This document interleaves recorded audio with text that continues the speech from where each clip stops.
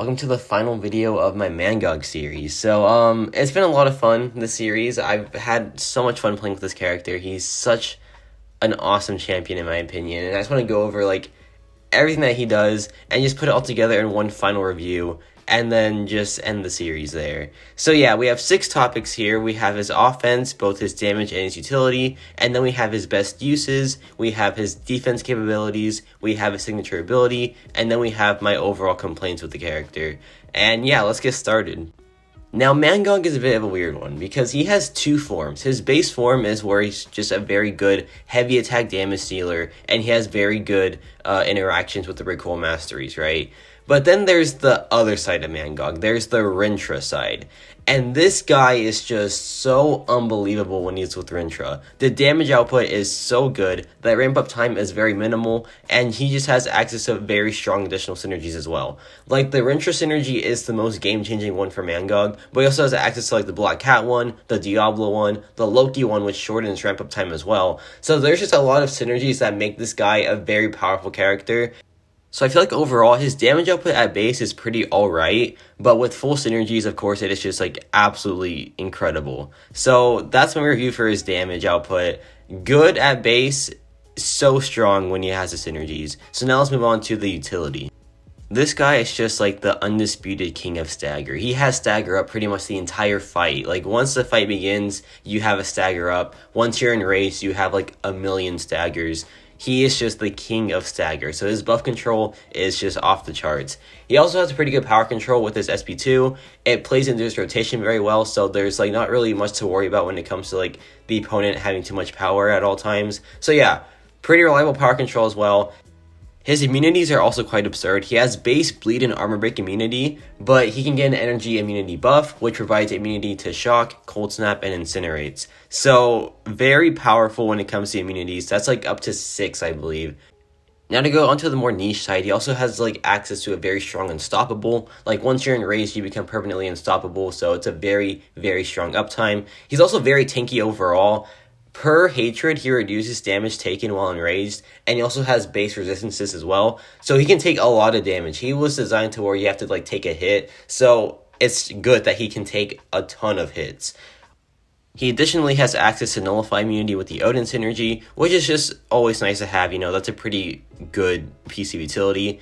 And last but not least, he just has access to Nullify as well. This is a bit impractical because it's on the SP3, but the fact that he does have access to it makes him just a very strong buff controller overall. Now this is probably MANGOG's most notable thing, his defense capabilities. He has access to damage reduction. Of course, when he's enraged, he takes 50% less damage. He has access to a very potent unstoppable when he's enraged. Additionally, when he's enraged, he has unblockable and an indexable SP2, so that's going to be very annoying as well. And he also benefits from Mystic Dispersion, and he has access to base power gain.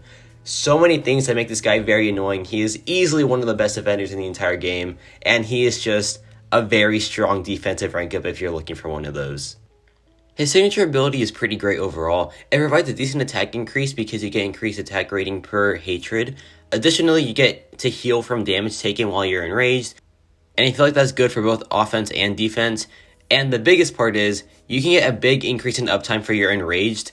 It just allows you to keep up enraged for such a long time, and I feel like without his awakened ability, enraged can be quite short at times, so ideally, you want him to be awakened just because it allows for a much easier time overall to play with the character, but he doesn't need it by any means, I feel like.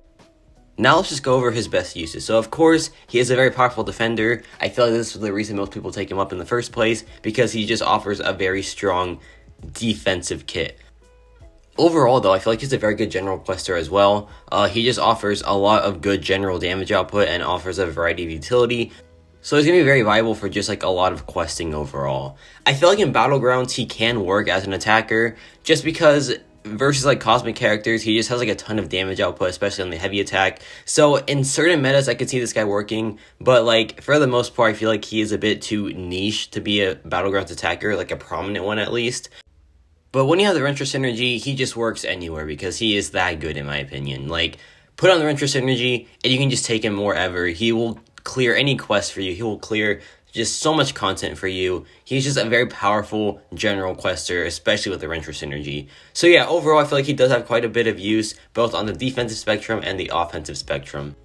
But now let's go over my complaints with this character. So for me, the biggest thing is that he just really wants Rentra, and it can be a bit annoying at times because the damage increase is just way too much to ignore. And I feel like I just cannot take this guy anywhere without Rentra because it just feels, the difference is just so big for me, right? Additionally, while you're enraged, you really want to take a hit because you get a Fury buff that provides a pretty massive attack increase. So like if you're not using Rentra, then you definitely have to use this. And so it can be a bit annoying at times because, you know, some attack values can get very inflated and they can just like cause a lot of damage for MANGOG, even though he does have base damage reduction. So yeah, that's a bit annoying as well. Additionally, his immunity buff does take a bit of ramp up to get to. You want to do like 2 SP1s, so that can be a bit annoying. It can be fixed with the Loki synergy, of course, so that kind of cancels it out. But the fact that like at base it can be a bit annoying to get to is kind of a letdown for me. And lastly, I feel like the enraged duration can be a bit short at times. This was mainly my experience with the unduped MANGOG, where just like the enraged just felt like it lasted a bit too short. But his signature ability really does save that. And overall, while there is still some moments where it just feels a bit too short, it can get solved really easily just depending on the matchup and the scenario. So overall, I just really like this character. I feel like he's a very strong damage dealer. His synergies, of course, are quite game-changing. Like the Rentra one just changes the character so much, man. Like it is just not the same. The base MANGOG and MANGOG with Rentra is just two completely different characters, I feel like. So yeah, a very good damage dealer overall, but his utility is also just phenomenal as well. He has access to a lot of immunities, like up to 6, I believe, which is just super powerful. And of course, his utility is just amazing as well. His buff control is like one of the best in the entire game in my opinion, just because of how potent it is. Like his staggers are just absolutely amazing. And there's just like a lot to like about this character, I feel like. He's a very strong defender, which is probably his strongest suit overall. Like he is such a good defensive rank up for you if you want to take up a defender, because he's just like, I feel like he's not going anywhere. Of course Human Torch can just like melt him, right? But besides that, there's just a lot of annoyances with this guy. So yeah, overall, I feel like this guy just offers a lot, both offensively and defensively. But of course, I took him up because I just love the character so much, man. I just love his whole story, like his whole background of being like this combined hatred of like a billion beings that were like banished. So yeah, just such a cool character, such an awesome design. And I'm just such a big fan of this character. So yeah. And yeah, this is the final episode of my Rank 4 MANGOG series.